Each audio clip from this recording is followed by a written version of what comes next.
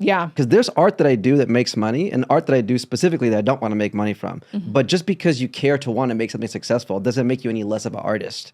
Strong Right? agree. Like Absolutely. Titanic was art. I so agree. Some people think they're cool because they just named some like indie film that didn't make it. And they're like, that's art. I'm like, yeah, but so is Titanic.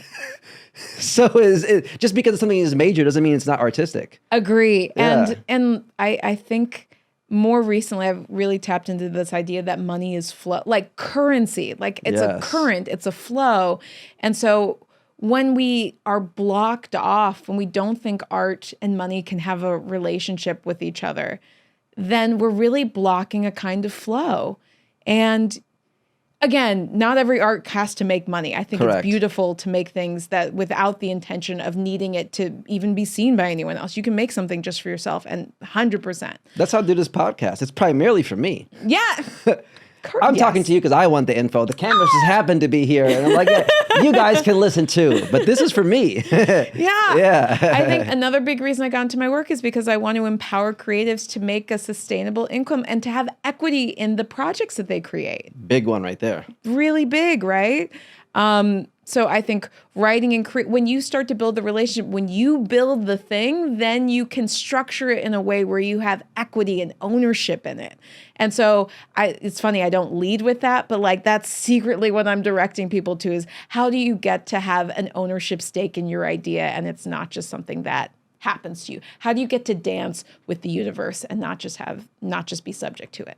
I love that. And I think another thing that comes into my mind about art and money, what's interesting is that art sells for a lot of money, for one, and art outlives money, right? Because like a Zimbabwe dollar is not worth anything. Neither is a Confederate dollar, but Confederate art forms or Zimbabwe art, like there's people will still pay money for art from civilizations that are dead, where their currency isn't valuable. You're right. But a painting from that era is now worth more in the new currency.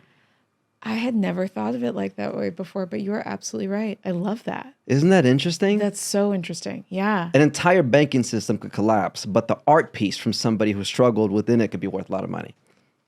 I'm going to be thinking about that all night now. I really like that. And money is just as subjective as art. It's just a collective belief system. Yes. If every person in America went to the ATM and took out all their cash, the system would collapse, right? It's just riding on the faith that we're all not going to do that and that we all believe it's worth something.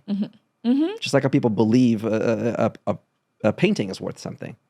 It's all or a scarf or a movie, system. Right? Like Yeah. there's certain movies that I would pay so much money to make sure I never lose that movie. Like some movies that mean so much to me. I'm like, oh, thank God that movie exists. It means the world to me.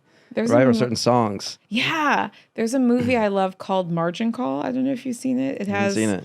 It's it's little known, but it's so great. It's basically based on the 2008 financial crisis. Okay. Like sort of what happens in the building in this like 12-hour time span when they realize it's going to collapse versus like starting the collapse.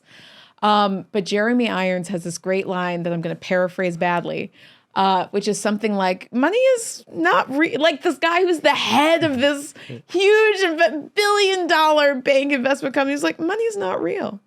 It's just something we agree. It's just something we use so that we don't have to fight over each other to have steak for dinner. Yeah. Something like that. And that line, though I can't remember it accurately, has always stuck with me of like, oh, if the wizard of the system is like, actually, this is just a belief system, I think, okay, well, what are the beliefs that are going to best serve us our highest purpose in this life? Yes. And I think our beliefs about money subconsciously affect how we feel about it. Same thing with art. Right? The belief of saying I'm not a good artist or my art is not worthy or nobody cares, or you can learn skills. You can learn how to edit. You can learn how to write. But to tap into that emotion, that's a human thing. Right? And everybody has that. And I think what your course can help people do is to tap into something that's real, but transform it into like a real project. Exactly. It's how do you go from that internal story? How do you put together something that can get the right team? How do you get it onto the air? How do you get it onto the screen? It makes me think, how many amazing movies were never made? So many. I'll tell you right now, so many. Right? How many people have incredible ideas? They might be like a chef that's just watching this. It's like, man, I have a great idea, but I don't know shit about writing. And it could be the best show ever that's just sitting there in somebody's head. That's why we need projects like what you're doing to help transform the seeds of inspiration into the fruits of entertainment. Oh, thank you. Oh.